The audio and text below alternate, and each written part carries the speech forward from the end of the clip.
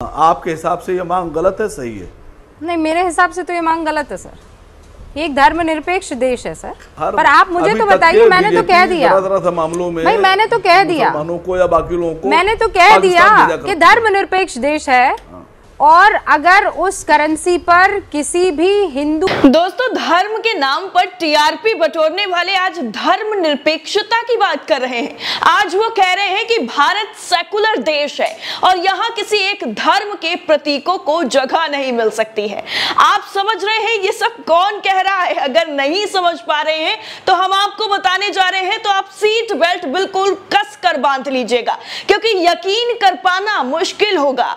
ये सब बोल रहे हैं गोदी मीडिया के महान एंकर और एंकरनिया, जो धर्म के नाम पर आप अभी तक जो है चूहे बिल्ली का खेल खेल रहे थे, आपस में लड़वा रहे थे। आज वो कह रहे हैं कि धर्मनिरपेक्ष देश है भारत देश, क्योंकि धर्मनिरपेक्षता हमारे देश की सबसे बड़ी पहचान है। अभी तक हम सब लोग ये मानते थे, लेकिन गोदी मीडिया ने ये चीज माननी बंद कर दी थी, लेकिन अब उनको भी याद आ गई है।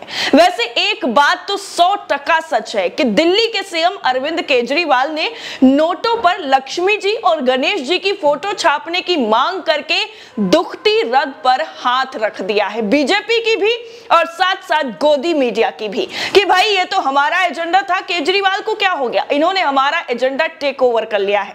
वैसे केजरीवाल ने जो मांग की है वो कितनी सही है कितनी गलत है उसका फैसला जनता खुद कर सकती, लेकिन सोचने वाली बात है कि जो महान शख्सियतें सेकुलर इंडिया का नाम तक भूल गए थे, उनको भी सेकुलर नाम आज याद आ गया है। और ऐसा याद आया है कि अब धर्मनिरपेक्षता के अलावा कुछ और नजर ही नहीं आता, या फिर ये जुर्माने का असर भी हो सकता है। खैर जो भी है, कम से कम जहर उगलने वाले मुंह से सेकुलरिज्म की बात तो शुरू हो गई है, बस इसी बात से खुश हो जाइए। पहले अमन चोपड़ा और उसके बाद रूबिका लियाकत, जी हाँ, महान एंकर रूबिका लियाकत ने भी अब धर्मनिरपेक्षता को लाइव टीवी पर कबूल कर लिया और कह दिया कि केजरीवाल ने जो मांग की है वो बिल्कुल सरासर गलत है। सरासर एक धर्म की चीजें, एक धर्म के प्रतीक नोट पर नहीं होने चाहिए, ये बिल्कुल गलत मांग है, हम इसका सपोर्ट नहीं करते हैं। सुनिए रूबिका लियाकत ने क्या कहा, उसके बाद आगे सोशल मीडिया पर कैसे अब पूरी जो है जंग छिड़ गई है वो एक एक करके आपको बताते हैं। आपके हिसाब से ये मांग गलत है, सही है? नहीं, मेरे हिसाब से तो ये मांग गलत है सर। ये एक धर्मनिरपेक्ष देश है सर। पर आप मुझे तो बताइए, मैंने तो कह दिया मामलों में भाई, मैंने तो कह दिया को या बाकी लोगों को, मैंने तो कह दिया कि धर्मनिरपेक्ष देश है और अगर उस करेंसी पर किसी भी हिंदू।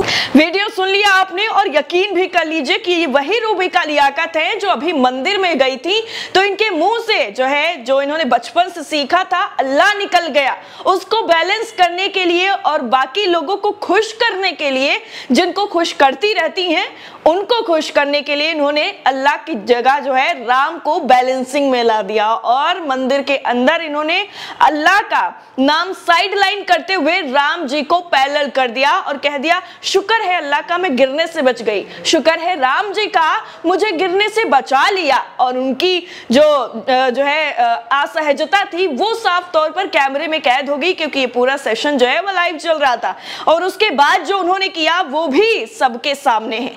लेकिन अब रूबिका लियाकत जिस तरह से सेकुलरिज्म की बात कर रही हैं, धर्मनिरपेक्षता की बात कर रही हैं और केजरीवाल की मांग को सरासर गलत बता रही हैं, तो वो शायद अपने पुराने डिबेट्स या फिर अपनी पुरानी ग्राउंड रिपोर्ट्स भूल गई हैं और अपने बुलेटिन ही भूल गई हैं कि वो किस तरीके से एक धर्म को पूरी तरह से जो है कैसे साइडलाइन करती रहती हैं। हालांकि खुद कहती रहती हैं कि हम तो जो है लियाकत भाई हैं, भाईजान हैं, हम भाईजान हैं, मैं भाईजान कह रही है। लेकिन सोशल मीडिया पर जो ट्रोलिंग का सिलसिला शुरू हुआ है, क्योंकि इस वक्त एक के बाद एक ऐसी जो खबरें हैं निकलकर सामने आ रही हैं, जिसके बाद जो एंकर महान हैं वो ट्रोल हो जा रहे हैं। सबसे पहले जो ट्वीट आपकी स्क्रीन पर, उस ट्वीट को आप देखिए। इस ट्वीट में आपको सब कुछ साफ नजर आ जाएगा। जो वीडियो अभी आपने देखा है रूबिका लियाकत का, उसी वीडियो को शेयर किया गया है और निगार परवीन की तरफ से ट्वीट किया गया है। ट्वीट क्या किया गया है वो देखिए आपके स्क्रीन पर। लिखा है भारत एक धर्मनिरपेक्ष देश है, रूबिका लियाकत, शुक्र है अल्लाह का मैं बच गई, ये उन्होंने कहा है। और रूबिका लियाकत किस तरह से बोलती हुई नजर आ रही हैं कि भारत एक धर्मनिरपेक्ष देश है। एक दूसरा ट्वीट निगार परवीन की तरफ से ही कि अचानक गोदी मीडिया में भारत एक धर्मनिरपेक्ष देश है, इसकी गूंज सुनाई देने लगी है। जो रात दिन देश को बांटने के काम में लगे थे, उनके मुंह से ये बात हैरान कर देने वाली है। चंद बिके हुए लोगों को डिबेट में बैठाकर एक समाज के खिलाफ नफरत फैलाने वाले धर्मनिरपेक्ष होने की दुहाई दे रहे हैं, क्योंकि अरविंद केजरीवाल ने वो दांव फेंका है, वो पासा फेंका है जिसकी कल्पना सिर्फ और सिर्फ शायद अभी तक सपने में ही बीजेपी ने की होगी। राहुल गांधी की तरफ से भी ट्वीट कर दिया गया है, एक जो है जीआईएफ शेयर करते हुए हंसने वाला किया गया है। लिखा है, भारत एक धर्मनिरपेक्ष देश है, किसी एक धर्म के प्रतीक और चिन्ह नोटों पर नहीं होने चाहिए। रूबिका लियाकत और अमन चोपड़ा, मजाक उड़ाया गया है और कैसा मजाक इनका बन रहा है वो आप लोगों के सामने। पुरुषोत्तम खंडारी करके ट्विटर यूजर हैं, ये लिखते हैं, भारत एक धर्मनिरपेक्ष देश है। अरविंद केजरीवाल भारतीय नोटों पर गणेश जी, लक्ष्मी माता की तस्वीर छपवाने की वकालत कर रहे हैं। मुस्लिम और ईसाई धर्मावलंबी जेब में हिंदू धर्म के देवी देवताओं वाली करेंसी डालकर घूमेंगे, उनकी भावनाएं आहत नहीं होंगी क्या? केजरीवाल देश को हिंदू राष्ट्र मानता है? ये इन्होंने सवाल किया है। और अगला जो ट्वीट आपकी स्क्रीन पर रूबिका लियाकत को लेकर ही किया गया है। लिखा है, भारत एक धर्मनिरपेक्ष देश है, किसी एक धर्म के प्रतीक और चिन्ह नोटों पर नहीं होने चाहिए। रूबिका लियाकत और अमन चोपड़ा, ये बताया गया है।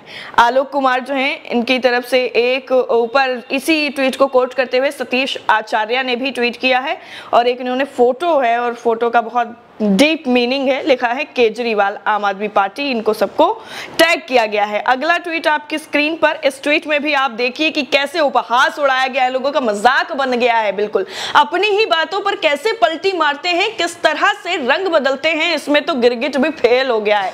पूरी तरह से गिरगिट भी कहेगा कि भैया हम अपना रंग बदलने वाला काम ही छोड़ दे रहे हैं, आप ही लोगों ने सारे के सारे जिम्मे उठा रखे हैं, तो हमें कुछ करने की जरूरत ही नहीं रही। राजेश साहू है, इन्होंने लिखा है, यही मीडिया भारत का भविष्य है। भूल जाइए कि कभी तार्किक डिबेट्स होती थी, अब जो जितना बदतमीजी कर लेगा वही विजेता बनेगा। आगे चलकर पत्रकारिता में एंकर बनने के लिए कंटाप मारने और जूता सहने का भी प्रैक्टिकल करवाया जाएगा, ये लिखा है इन्होंने। और ये जो डिबेट है वो है अमीश देवगन की, जिसके साथ जो है गौरव भाटिया हैं। इनकी किस तरीके से तारीफ की जाए, किन शब्दों में की जाए, वो तो पता ही नहीं है, शब्द ही नहीं मिलते हैं।